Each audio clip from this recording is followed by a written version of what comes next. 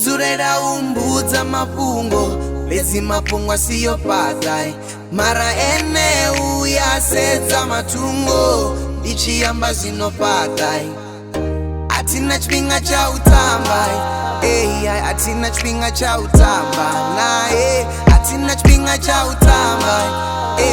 Atina chipinga cha utamba Ndikotoka utsura mdini na mutu anedontikedza Ndikotoka utsura mdini na mutu anedonveredza Pezi enezo azisedzi Ufunesa madzanga yende yanga pezi Cherete ipera usatupera mwezi Arivera mateki risaturenga kezi Mudir do batisani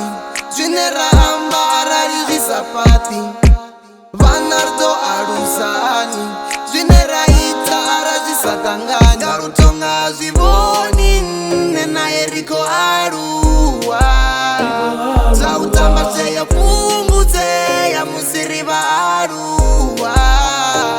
Uzurera umbudza mapungo Bezi mapungwa siyo patai Mara ene uyasedza matungo Ndichiyamba zino patai Atina chipinga cha utamba Atina chipinga cha utamba Atina chipinga cha utamba Atina chipinga cha utamba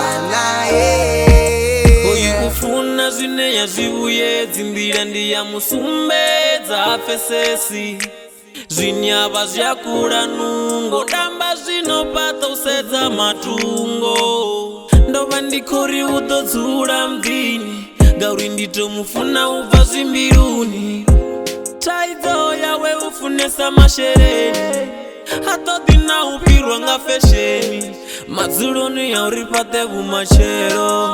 Uchira chihangwa la machero Havanoni vanga vana vumachero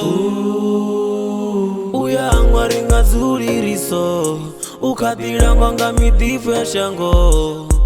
Apya linga zuri lori tavera Uzurera umbudza mapungo Bezi mapungwa siyo patai Mara ene uyasedza matungo Ndichiyamba zino patai Atina chipinga cha utamba Atina chipinga cha utamba Atina chipinga cha utamba Atina chipinga cha utamba